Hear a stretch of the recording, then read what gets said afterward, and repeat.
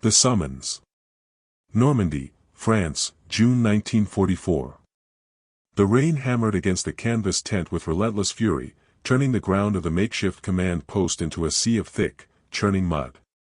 General George S. Patton Jr. stood by the narrow opening, watching his men struggle through the mire outside, their boots sinking deep with each labored step. The air inside the tent was heavy with dampness and the acrid smell of cigarette smoke mixed with wet wool. "General Patton, sir." Patton turned sharply. A young lieutenant stood at attention, rain dripping from his helmet onto the wooden planks that served as a floor. Water pooled around his boots. "What is it, Lieutenant?" Patton's voice was sharp, impatient. His pearl-handled revolvers gleamed at his hips, even in the dim light filtering through the tent. "General Bradley requests your presence at his headquarters, sir." "Immediately." Patton's jaw tightened. His eyes, ice blue and penetrating, fixed on the young officer. "Immediately? In this weather?" "Yes, sir." He was quite insistent, sir. A silence stretched between them, filled only by the drumming of rain. Patton's mind raced. Omar Bradley, his former subordinate, now his superior. The irony was never lost on him. They'd served together in North Africa, in Sicily, where Patton had commanded with the aggressive brilliance that had made him legendary. But after the slapping incidents, those goddamn slapping incidents, everything had changed. "Tell General Bradley I'll be there within the hour," Patton said finally, his voice controlled but edged with something harder. "Yes, sir." The lieutenant saluted and disappeared into the storm. Patton walked to the small field desk cluttered with maps and reports. He picked up a photograph in a silver frame, his wife, Beatrice. Her smile was warm, patient, understanding. How many times had she counseled him to control his temper, to think before acting? He set the photograph down gently. "God damn it," he muttered to himself. The drive to Bradley's headquarters took 45 minutes through roads that had become rivers of mud. Patton sat in the back of the jeep, his face a mask of stone as rain lashed against the canvas top. His driver, Sergeant Mims, a quiet man from Kentucky with steady hands, navigated the treacherous road without complaint. They passed convoys of supply trucks struggling through the muck, medics carrying stretchers from ambulances, and exhausted infantry huddled under whatever shelter they could find. This was war, unglamorous, brutal, testing every man's endurance. Patton saw it all, filed it away.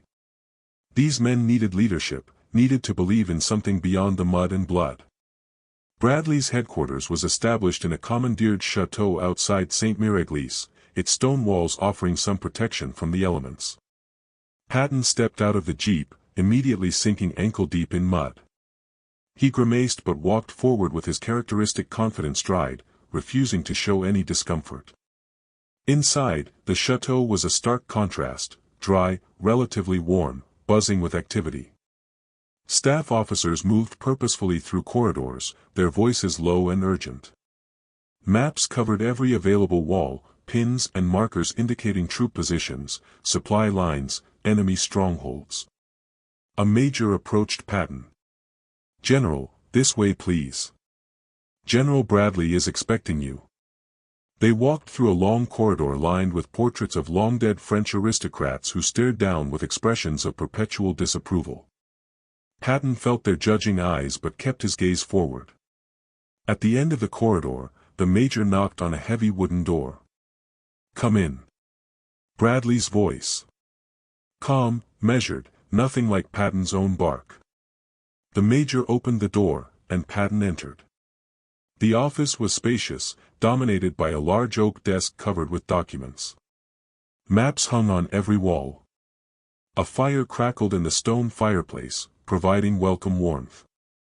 General Omar Bradley stood by the window, looking out at the rain-soaked grounds. He was average height, wearing simple spectacles that gave him a scholarly appearance, more professor than warrior. But Patton knew better. Bradley was brilliant, methodical, a strategist who thought in terms of logistics and sustainable advances rather than the bold strokes that defined Patton's style. "George, Bradley said, turning from the window. His expression was unreadable. Brad, Patton responded, removing his helmet.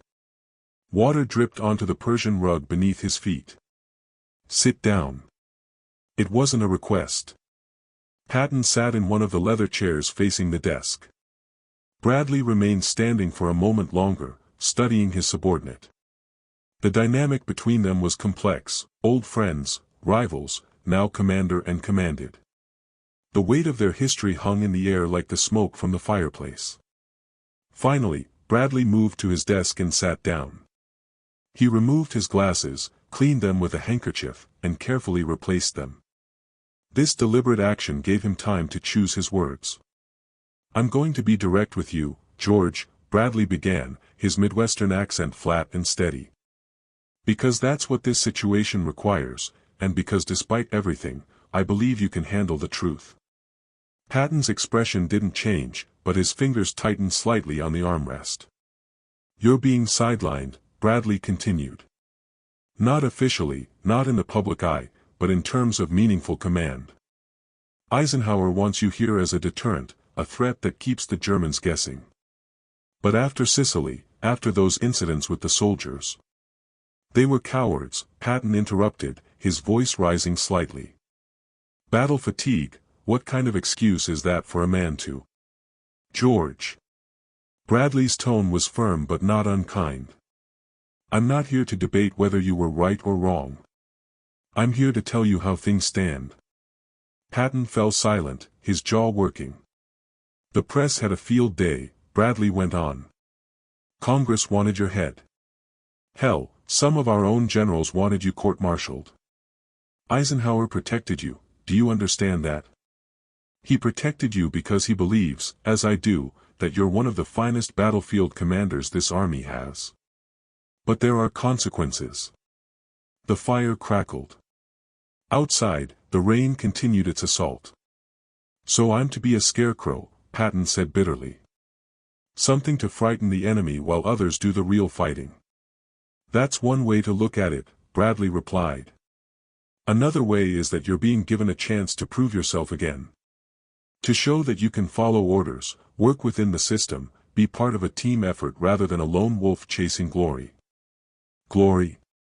Patton's voice was sharp now. "You think this is about glory? This is about winning the war, Brad. About crushing the enemy with such force and speed that we save American lives. Every day we hesitate, every day we proceed cautiously, more men die. And every day a commander acts recklessly, ignoring intelligence, overextending supply lines, we risk entire armies," Bradley countered. His tone remained even, but there was steel beneath it. "You're not the only one who wants to win this war, George. But I want to win it without losing everything in the process." The two men stared at each other across the desk. Outside, thunder rumbled in the distance. Bradley stood and walked back to the window. "I asked you here for a reason. Not just to tell you what you already suspected about your situation.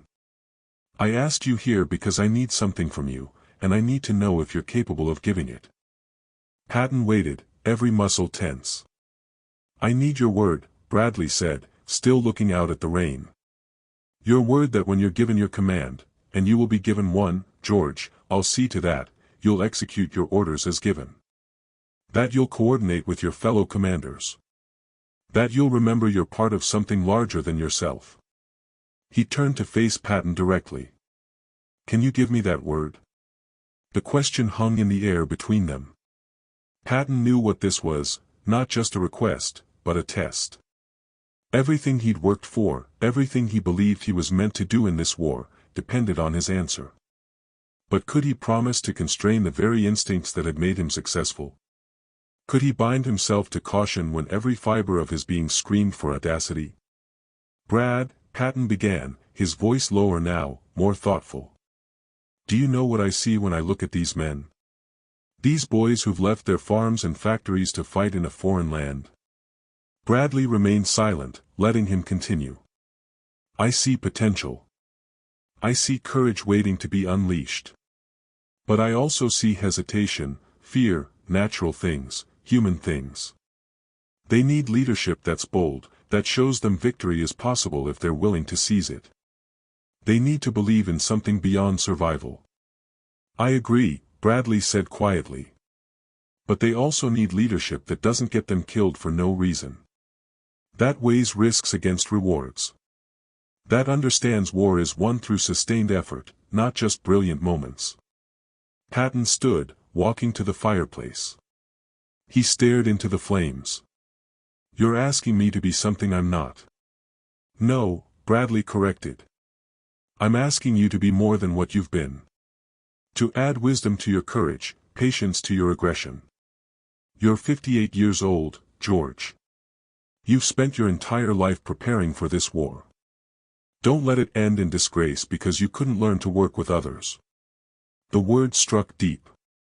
Patton felt anger rising, but also something else, a recognition of truth. He thought of his wife's words, of the long nights pondering his career, his legacy. He thought of the men under his command, trusting him with their lives. If I give you my word, Patton said slowly, turning from the fire, I'll keep it. You know that about me, Brad. Whatever else I am, I keep my word. I know, Bradley replied. But I need something from you in return. Bradley raised an eyebrow. What? Trust me, Patton said simply.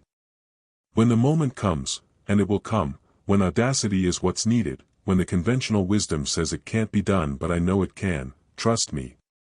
Don't hold me back out of fear or politics. Let me do what I was born to do. Bradley considered this. Outside, the rain was beginning to ease. Shafts of pale sunlight broke through the clouds, illuminating the wet grounds. I can promise this, Bradley said carefully. I'll listen. I'll consider your recommendations. And if they make tactical and strategic sense within the larger framework of the campaign, I'll support them. But the final decision will be mine and Eisenhower's. That's the chain of command. Fair enough, Patton said. Bradley extended his hand across the desk. Patton looked at it for a moment, then stepped forward and grasped it firmly. The handshake lasted several seconds, both men understanding this was more than a simple gesture, it was a compact, a mutual commitment. There's one more thing, Bradley said as Patton released his hand. Something I need you to understand about why I called you here, why I'm being so direct. Go on. Because I believe in you, George. I believe that beneath the swagger and the temper and the need for recognition, there's a genuinely great commander. Someone who can inspire men to do the impossible. But greatness requires more than tactical brilliance. It requires character, discipline, the ability to subordinate ego to mission. Bradley walked around the desk, standing face to face with Patton. You can be remembered as one of the greatest generals of this war, maybe any war. Or you can be remembered as a brilliant tactician who destroyed his own career through lack of self-control.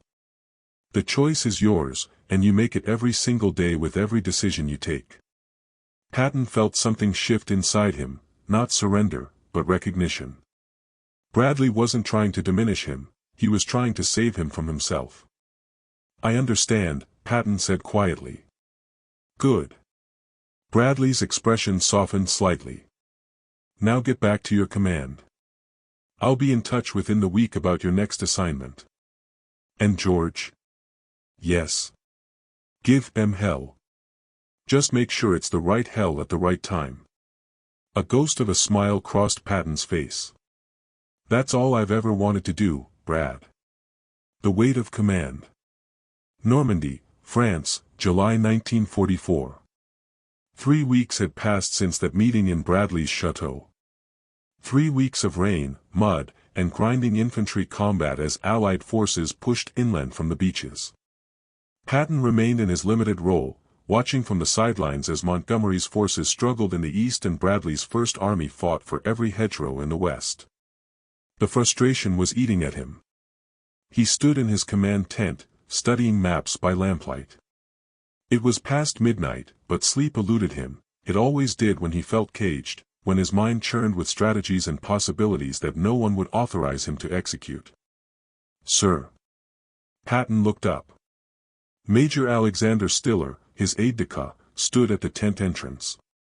Stiller was a tall Californian with a calm demeanor that balanced Patton's intensity. "What is it, Al?" "Colonel Koch has the latest intelligence summaries. Thought you'd want to see them right away. Send him in." Colonel Oscar Koch, Patton's intelligence officer, entered carrying a leather portfolio. Koch was meticulous, brilliant at reading enemy intentions from fragmentary evidence. Patton trusted his assessments completely. "General," Koch said, spreading documents on the field table. "We've got something interesting from the reconnaissance units and resistance contacts."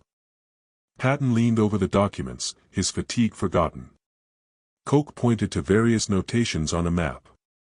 "The German defensive line is strong, but it's not uniform. Here and here," he indicated 2 positions, "the defenses are lighter. They're spread thin, trying to cover too much ground. More importantly, their supply situation is deteriorating. The bombing campaign on rail lines is having an effect." "What about panzer divisions?" Patton asked. "Most are committed to containing Montgomery in the east. That's where Hitler expects the breakout. He thinks we'll punch through toward Paris from Cannes. But that's not where the real opportunity is," Patton said, his eyes gleaming. "No, sir. The real opportunity is here." Koch tapped a section of the map showing the area around Avranches. "If we could break through this sector, punch a hole in their line, we'd have clear terrain to the south and east. We could execute a wide flanking movement, get into their rear areas, cut supply lines. And win this goddamn war," Patton finished. The 2 men looked at each other, understanding passing between them. This was exactly the kind of operation Patton excelled at: rapid movement, exploitation of enemy weakness, maintaining momentum regardless of risk. "The question is whether anyone will authorize it," Koch said carefully. Patton straightened, his expression hardening. "The question is whether I can make them see what needs to be done." Over the following days, Patton refined his plan. He consulted with his staff, war-gamed different scenarios, identified potential obstacles and solutions. The plan was bold but not reckless. It had the virtue of exploiting genuine weaknesses in the German position. On July 28, Patton received orders to report to Bradley's headquarters again. This time, he went with confidence. He had something to offer, not just complaints about being sidelined. The chateau was busier than before. The campaign was reaching a critical phase, and the pressure on commanders was intense. Bradley looked tired when Patton was shown into his office, dark circles under his eyes, lines of stress etched deeper into his face. "George, thanks for coming." "Brad. You look like you could use some sleep." Bradley gave a short laugh. "Sleep's a luxury right now. Sit down. We need to talk about your assignment." Patton sat, containing his excitement. This was it, the command he'd been waiting for. "Third Army becomes operational on August 1st, Bradley said. "You'll have operational control of 8 Corps and 15 Corps, with more units to follow as they come available. Your mission is to support 1st Army's breakout operation." "Support?" Patton couldn't hide his disappointment. "Let me finish," Bradley said firmly. "1st Army will punch the hole. Then 3rd Army will pour through it and execute a rapid exploitation. You'll have freedom of movement to pursue the enemy, cut off their retreat, create chaos in their rear areas. This is what you're good at, George. This is what I need you to do." Patton's mind was already racing ahead, seeing possibilities. "What about Avranches?" Bradley looked at him sharply. "You've been studying the same ground. It's the key, Brad. Once we're through there, we can swing wide. We could trap the entire German army group if we move fast enough." "That's the idea," Bradley acknowledged. "But it depends on 1st Army succeeding in the initial breakthrough. Operation Cobra kicks off tomorrow. If it works, you'll get your chance. And if it doesn't? Then we'll be back to grinding through hedgerows for the next 6 months." Bradley's voice was grim. Everything depends on the next 72 hours. Patton stood, pacing to the window. The weather had finally cleared, blue sky, sunshine, perfect conditions for air support. What do you need from me right now? I need you to be ready. Have Third Army positioned to move the instant I give the word. And George, Bradley paused until Patton turned to face him, when you move, I need you to move faster and farther than anyone thinks possible. I need you to be the old Patton, the one who scared the Germans in Sicily. The one who got in trouble, Patton said wryly. The one who won battles, Bradley corrected. But controlled. Remember our conversation.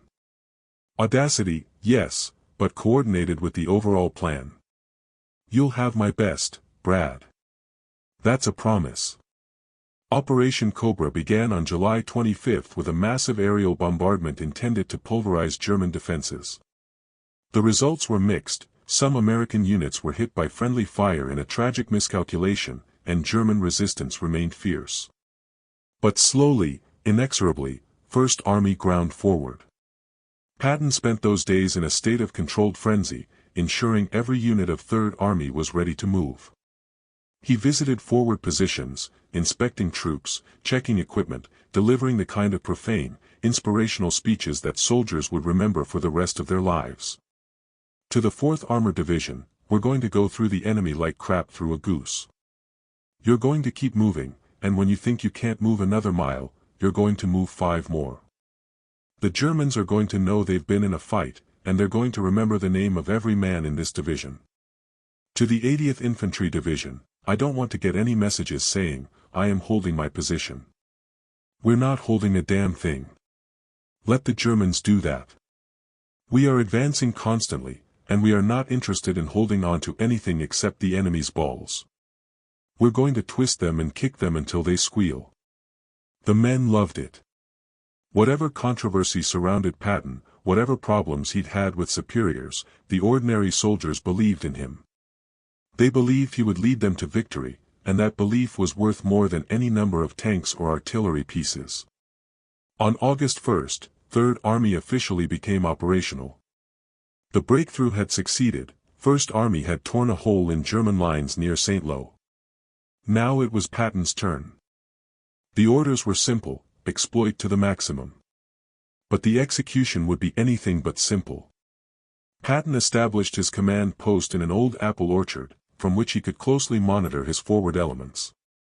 Communications equipment lined the tables, radios crackling with reports. Maps covered every surface, updated constantly as units reported their positions. Sir, 4th Armored is through Avranches, Major Stiller reported. Minimal resistance. They're heading south toward Rennes. Keep them moving, Patton ordered. I want 24-hour operations. Tell them to bypass strong points, we'll leave those for the infantry following behind. Speed is everything. Yes, sir. What about 8 Corps? General Middleton reports his lead elements are approaching Pontaubalt. The bridge there is damaged but serviceable. Patton walked to the main map, studying the dispositions. Everything was flowing according to plan, better than plan, actually. The Germans were falling back in confusion, unable to establish a coherent defensive line. But then came the problem that Patton had feared. Sir, the communications officer called out. Message from SJF. They're ordering 8 Corps to halt at Pontaubalt pending clarification of sector boundaries. Patton's face darkened. Who ordered that? It's not clear, sir. The message references coordination requirements with British forces to the north. This was exactly what Patton had worried about, bureaucratic caution interfering with operational momentum. Every hour his forces sat still was an hour the Germans could use to organize a defense, to bring up reserves, to turn this breakout into another stalemate. He made his decision immediately. Send this message to Middleton, reference SHAF halt order, acknowledge receipt but continue advance until I personally tell you to stop. Signed, Patton. Major Stiller looked concerned. Sir, that's directly contradicting a SHAF order. That's an order that doesn't understand the tactical situation, Patton shot back. By the time they sort out their sector boundaries, the opportunity will be gone. I'm not letting that happen. Sir, you could be relieved of command. Patton turned to face his aide. Al, I gave Brad my word I'd follow orders and coordinate with others. But I also told him that when the moment came, when audacity was required, I'd need him to trust me. This is that moment. Now send the message. Yes, sir. For the next 6 hours, Patton waited for the hammer to fall. He kept 8 Corps moving, watching as they punched deeper into German-held territory. On the maps, his unit's positions looked like arrows stabbing into the enemy's vitals. At 1800 hours, his radio operator announced an incoming call from General Bradley. Patton took the handset. Patton here. George, what the hell are you doing? Bradley's voice was strained. I've got Montgomery on my ass, Eisenhower demanding explanations, and you're ignoring direct orders from SHAF. I'm winning the war, Brad, Patton replied calmly. Right now, my forces are 40 miles behind German lines and encountering almost no resistance. If we stop now, we'll give them time to recover. If we keep moving, we can bag the whole goddamn lot of them. Silence on the line. Patton could almost hear Bradley thinking, weighing military necessity against political reality. How confident are you? Bradley asked finally. Completely. My intelligence is solid. The Germans are confused and disorganized. They expected us to batter our way forward slowly. Instead, we're moving so fast they can't react. This is the opportunity we've been waiting for. Another pause. Then, you've got 24 hours. If you're not showing results by this time tomorrow, I'm pulling you back and someone's going to answer for this. Probably both of us. You won't regret this, Brad. I already do, Bradley said drily. Don't make me regret it more. The line went dead. Major Stiller exhaled audibly. That was close, sir. That was necessary, Patton corrected. He turned to his staff. Gentlemen, we've got 24 hours to prove we were right. Let's make them count. Get me updated positions on all units, and I want to know about any significant resistance. We're going to keep the pressure on all night. Through the night, reports flooded in. 4th Armored had taken Rennes, capturing hundreds of confused German soldiers who hadn't expected American tanks so far south so quickly. 6th Armored was swinging east toward Brest. Infantry divisions were pouring through the gap, securing the flanks and reducing bypass strong points. By dawn on August 2nd, 3rd Army had advanced nearly 60 miles in 24 hours, a rate of advance that seemed impossible given the terrain and the enemy's supposed defensive strength. At 0800, Bradley called again. This time his voice was different, there was excitement beneath the professional tone. George, I just got off the phone with Eisenhower. Whatever you did, it worked. German communications intercepts show complete chaos. They're trying to fall back, but our speed has them confused about where we even are. So we keep moving? Patton asked, though he already knew the answer. You keep moving. I'm shifting boundaries in your favor, you've got a wide sector to exploit. Ike wants you to maintain momentum, cut off the Brittany Peninsula, then swing east toward Paris and the Seine. Patton felt vindication surge through him, but he kept his voice level. Understood. We won't let you down. You already haven't, Bradley said. But George, remember what we talked about. This success doesn't give you carte blanche to ignore orders whenever you feel like it. I know the difference between necessary audacity and insubordination, Brad. I hope so. For both our sakes. After the call ended, Patton allowed himself a moment of satisfaction. Then he got back to work. There was a war to win, and 3rd Army was just getting started. Over the following days, 3rd Army continued its spectacular advance. Patton drove himself and his men relentlessly, appearing at forward positions to push commanders to move faster, bypass obstacles, maintain the offensive spirit. On August 7, he stood in the ruins of a French village recently liberated by his forces. Civilians emerged cautiously from cellars and hiding places, their faces showing shock at how quickly the Americans had arrived and the Germans had fled. An elderly woman approached Patton, tears streaming down her wrinkled face. She took his hand and kissed it, speaking rapid French that Patton only partially understood. But the gratitude needed no translation. "You're welcome, ma'am," he said gently, a side of himself few people saw. Major Stiller stood nearby, watching. When the woman had gone, he spoke quietly. "This is what it's about, isn't it, sir? Not the glory, not the recognition, this." Patton looked at the villagers emerging into freedom, at the American flag being raised over the town square, at his soldiers sharing their rations with hungry children. "This is what it's always been about, Al," he said.